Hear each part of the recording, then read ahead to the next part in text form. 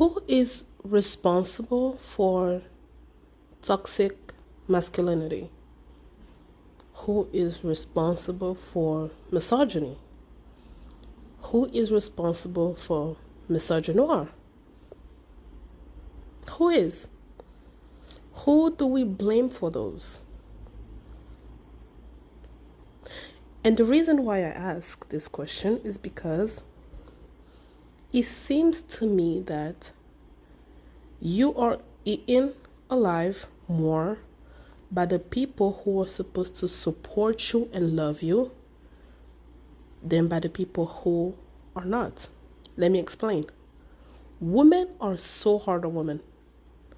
Black people never show grace to other black people. Black men will only talk shit about black women. Whereas in other cultures, there's this sort of like maybe unconscious understanding of like, oh, like you will not be in by your own person, or, like someone from your community would not betray you and everything. It feels like in the black community, and by black I mean people of African descent, we unconsciously will support others more than we will support ourselves. And as I found out, people like to use the slavery reference, they like to use the colonialism reference. So let's begin there to answer this direct question. Who's responsible for misogyny? Who's responsible for misogynoire? Who's responsible for toxic masculinity in the black community? Let's discuss. Hi guys, so good to see you. Oh, I barely see you guys, but so good to speak to you today. I just finished watching the Madoff documentary on Netflix, and after finishing watching the Madoff documentary, I'm cooking and doing other stuff. So if you hear like, if the alarm or the smoke alarm go off, that's what I've been doing. And I've been thinking about, there's this thing that this woman said in the documentary. She said, we trusted Madoff because we had the idea that, he's one of our own. He cannot hurt us. And when I heard that, it kind of made me think about how for certain communities, when they get betrayed by their own, it's surprising, right? It's surprising. But in the black community, when you get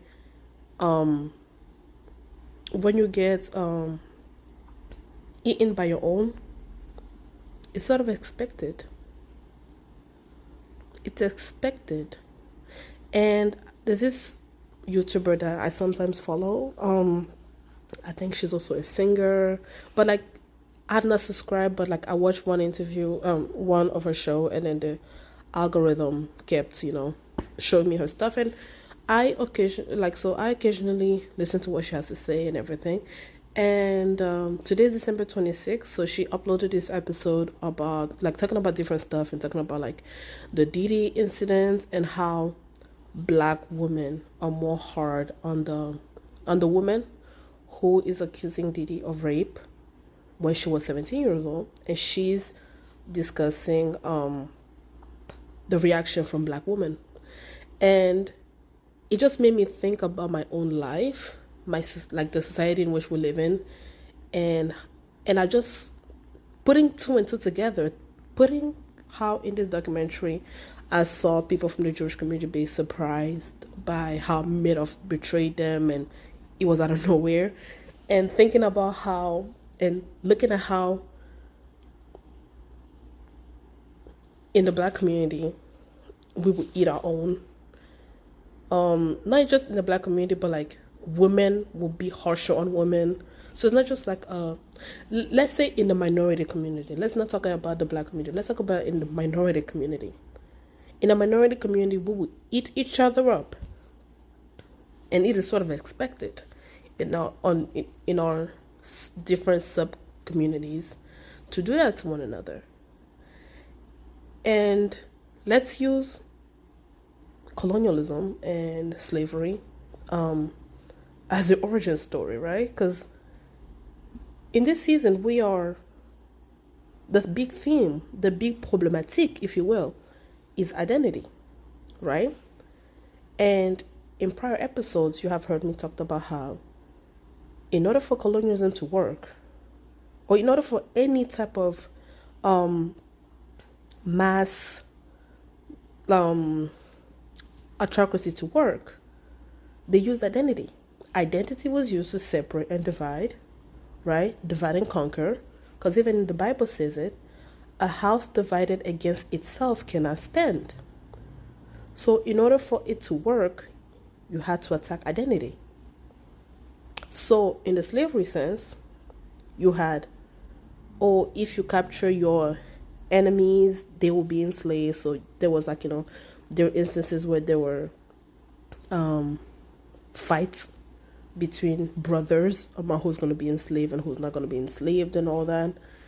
In a colonial setting, like if you were closer to the colonist or the colonizer, then you would get favors. You won't get your hand chopped off. So we turned on each other easily. It became innate in our history, right? Although it's funny because when I think of Africans, although I think of Africa as being very community based, I also don't think they're very, in certain instances, the community is not as strong. The community bond is not as strong. And in the Congolese community, we are known for not liking each other. As proud as we are to be for example, I am proud to be Congolese. I will tell you to your face, I'm Congolese and everything. But do I live the Congolese lifestyle? Do I have Congolese friends? Do I count myself in the Congolese community? No, I don't. Because I have been eaten alive by the Congolese community. This YouTuber that I listen to, her name is Jessie Wu. Jessie Wu.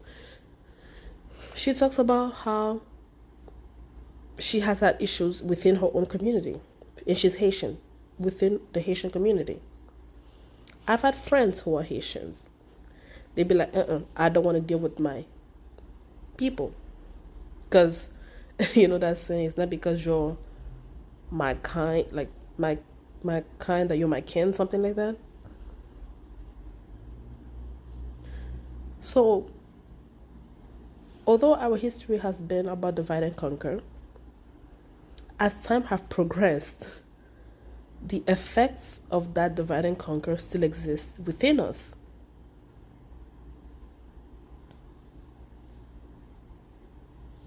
It still exists within how we treat one another, in how we view our identities, or how we interact with people with similar identity as us. And in a weird way, it feels like it is particular, it has become innate in any minority communities. You don't trust each other because of years and years and years of betrayal. You don't trust each other. And that is how we respond to things. When you hear a 17-year-old girl was raped by a 34-year-old, allegedly raped by a 34-year-old man, how come as a woman, your first thought is to defend the 34-year-old man? Like how? How does that happen? Why does that happen? Because sometimes you think that, because, you're a woman, you share my, some similarities to our objective identity, that you will understand. You were 17 once, right?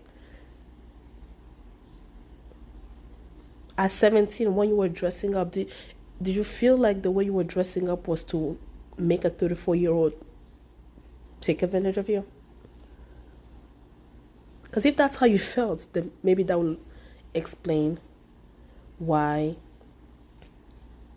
your first response will be to defend a 34-year-old man. I'm going to share with you something. So when I was 16 years old, like 15 and a half, 16, something happened to me where I was almost a victim of sexual assault. And the reason why I say almost is because it never happened. But for it not to happen, I've gone through beatings. The perpetrator beat the living crap out of me. My face was disfigured and everything. Like, it was horrible. So when I came home and I had conversations with people close to me, I was advised to not talk about it, to not press charges and everything, because I would be the one shamed.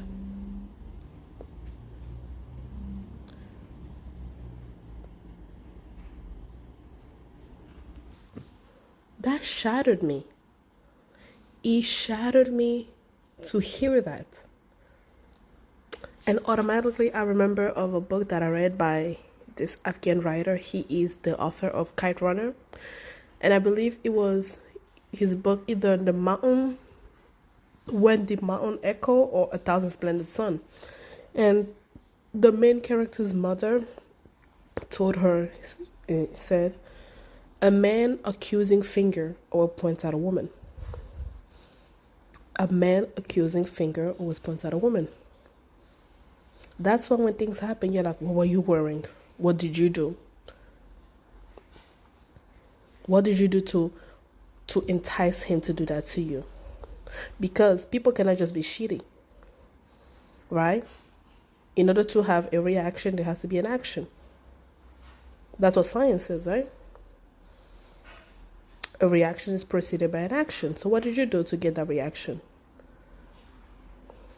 And it was maddening to hear that, because here I am, I'm 16.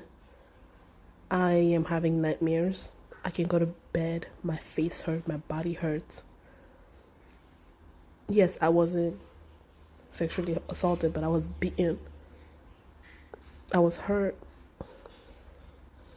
I was looking over my shoulder. I was jumpy all the time. And then you put all of that and being told by a woman close to you that, hey, suffer through this, get over it. Because if you try to get justice for yourself, it's not going to happen. And being told this by a woman, of course, it hurts. But in that perspective, I understood that they were coming from not a shitty place, but they were coming from a place of like, we've been there. This is like, they were trying to teach me about life, right? But there are other women who tell you, like, who blames you for that? That's what this woman who's suing Diddy is facing. Women are blaming her for that. Why did you go there? You were 17. And of course, when you read the story, you wonder, your brain wonders, like, why did you get on a plane with somebody you don't know? Like, right? Of course we wonder that. Even though we may wonder that, the responsibility should not be on the person who is impressionable. At 17, anyone can tell you anything. You are now well formed. You don't grow until you're maybe in your mid-20s. I just turned 26. I still feel like a baby. I have no idea what they let me teach kids. You were impressionable at 17. But, yesterday, I think, now that I'm talking about this, it just reminded me of something. Yesterday, I had one of my students. She's in the 3rd grade. She's 9 years old. She just had her first period. And black girl. You look at her, she's a baby.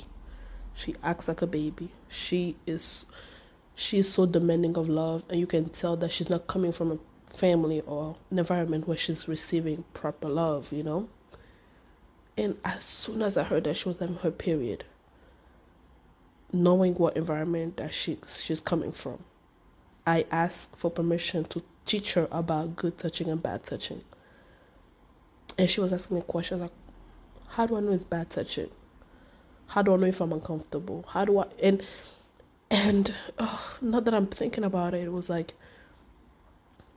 I was doing to her what I was teaching her what women taught me about how you have to be responsible for when somebody hurts you. How you have to hold yourself responsible for having somebody hurt you.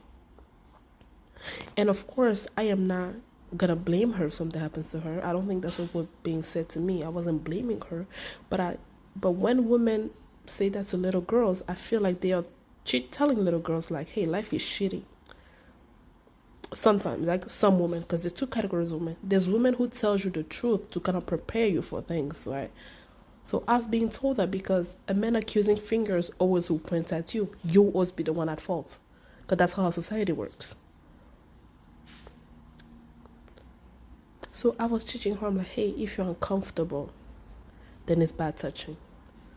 If you don't trust a person, then it's bad touching. No one should touch your private part.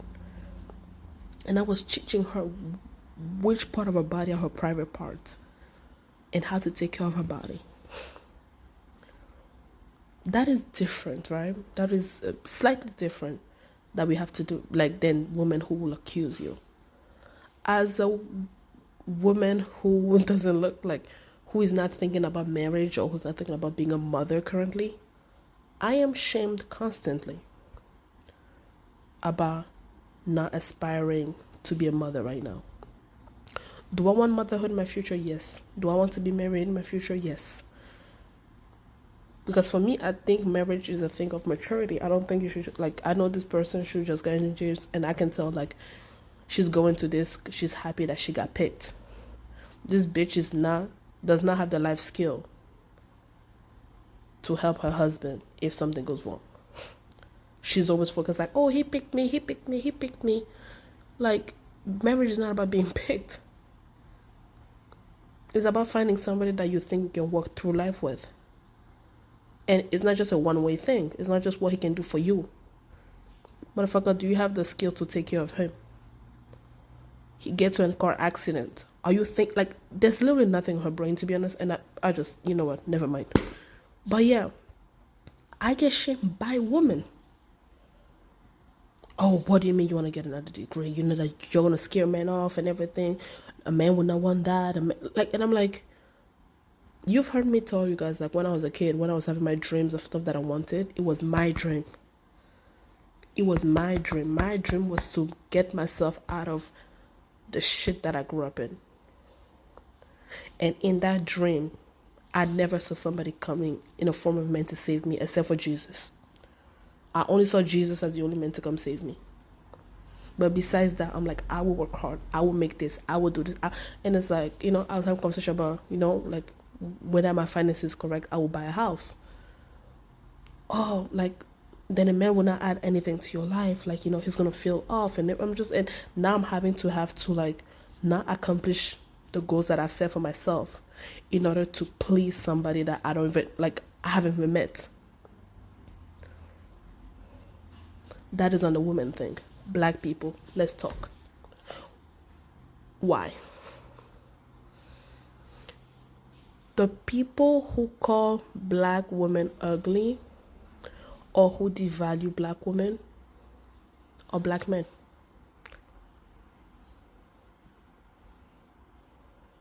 Are black men. I've been on a date once. This guy was dark skinned and like I said, depending on who you ask, I'm fair skinned or I'm brown, whatever, and I don't care, to be honest. But this man was like, oh, I like black women, I like black women with a color. And he was surprised that I was offended by it, because he's like, Oh, you're supposed to be happy. Like, you are, like, you know, the type of black woman that are chosen. That was sort of like, you know, that was what I understood from what he was saying.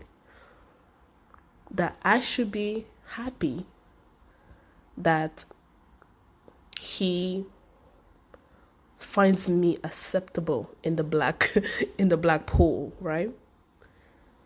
And why am I offended? It's not like he's, you know, I'm not a dark-skinned woman. Why should I be offended by that? By him saying he liked. First of all, the fact that you're saying that you like the fact that I come with a certain skin color is a problem, motherfucker. Is a problem. Is a motherfucking problem. That's one. Two, you are dark skinned. I may be fair skinned to some, but if you and I have children, there's a likelihood that our baby will come out dark skinned. Would you be okay with having a motherfucker like you tell a baby girl that she's not the type because she came out dark skin because you are dark skin, idiot? How dare you? How dare you think that's okay? And the fact that you expect me to not be offended, and that kind of shows the mentality, right? You have the mentality like, oh, black women don't stick together. Black men don't even like each other. So she should be okay with me preferring her over a darker skinned woman. You fucked around and found out, because I cussed his ass out. And let me tell you something. If I go on a date and I decide to pay for my own food, bitch, I ain't seeing that person again. Like, I'm not seeing your ass again. If I pay for my own food, I ain't seeing your ass again. Whoop. Maybe we need to talk about splitting the bills and shit like that, but I've never been with somebody that I like where I split the bill with them. I've taken people out, I treated them out, but like if I'm on a date where you ask me out, but I offer to pay for my own food, that's code for I don't want to see your ass anymore. You look at the way black men talk about black women and the way they dog us, like, yeah, I prefer white women because of this. Like, black men will ask loyalty from black women that they don't even give black women. They don't even give us that type of loyalty, but they expect us to give it to them. Like, I've never been, oh, I want black love. No, I've always believed love is love. Whoever I end up with will be whoever I end up with and all that. But I see my black female friends or my black female acquaintances, because I don't want to use that term friend loosely. And we'll be having conversation how they're like, you know, killing themselves to please this man. And I'm like, what is he giving you? Money? Nope, he's not giving you shit. All this man is giving you is trauma. You're trauma bonding. There's this guy. He was dating an acquaintance of mine. I've never seen this bastard give her flowers, nothing. He's dating a white woman. And now he's buying flowers. He's doing this, he's doing that. Because he's expected to be romantic to this white woman to keep her. But in his head, because, you know, we're conditioned to care for your ass without asking anything for return. You don't expect to buy me flowers. You don't expect to open. Motherfucker, I like my door open. Call me bougie, I like my door open. If I'm walking with a guy, I am not opening my own door. I'm not. And if that's too much to ask, to the left. Everything you own in the box to the left. To the left, motherfucker. To the left. Like, why do we do that? Africans, we don't stick together either. We don't. We don't stick together either. The colonial effects still exist. This divide and conquer still exists. Congolese, please. We are shit to ourselves. It is a known thing that Congolese people don't like each other. They don't stick together. They don't. And you'll be like, well, aren't you a hypocrite? Because you claim to be Congolese, you're part of your culture, but you don't hang out with Congolese people. I don't hang out with Congolese people because when I did, they fucked me over.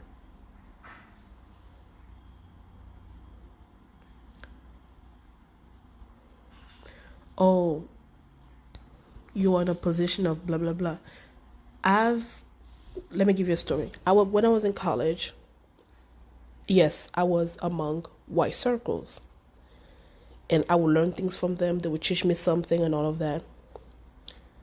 I would, like, with my black friends, my black acquaintances, I would teach them stuff. I would help them. Hey, you're having this trouble, do this, that. I never even got a fucking thank you. I never even got a fucking thank you. Then I find out they post stuff on Facebook or they post stuff on Instagram and be like, oh, this is what happened to me, blah. And I'm like, bitch, I helped you. You didn't even let me know the result. I worked at night with you to make sure you get this result. And now that the result came out positive, instead of even letting me know,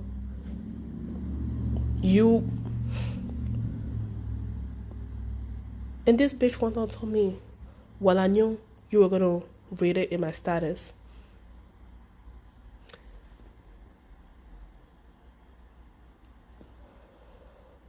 That's why I don't fuck with some black people.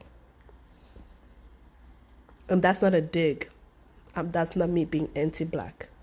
I've experienced stuff within the black community. That's why I'm saying that we have a problem of not supporting each other. That's why as a woman, I can tell women we have a problem of not supporting each other. We have a problem. If you as a woman, you are okay with dogging other women, you are part of the problem of misogyny. You are a co-conspirator in misogyny. If you as a black woman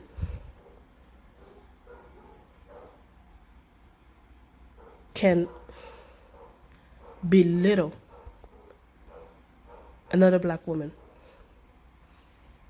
or make her feel ugly, unprovoked. It's not like you guys have like one-on-one beef, but you go and you talk like you are part of the problem. As a black man, when you are part of the problem. Misogynoire, you are part of the problem. Toxic masculinity is enforced by toxic women. It is enforced by toxic women.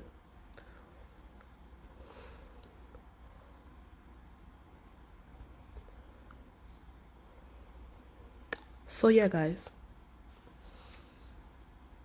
we need to start looking in our circles. We need to start like deconstructing our mindset.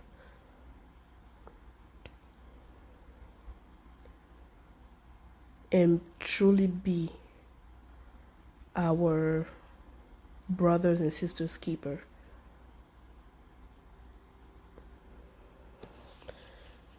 I will end on this because this thing always bothers me. Sometimes when you talk to a black man and you they start giving you the grievances and all of that, and then they use slavery as an excuse, because back in slavery we're this, we're that, and everything. Our manhood was doing this and that. Like, huh?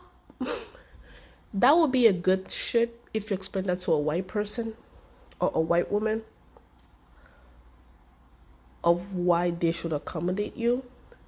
But I feel like it's so stupid to ask a black woman to cater to you using the slavery or the colonialism argument, forgetting that we also experience some shit. Let me say it again. I find it stupid for a black man to use slavery and colonialism as an excuse as to why black women should pamper them, forgetting, without them pampering us, forgetting that we also experience similar shit.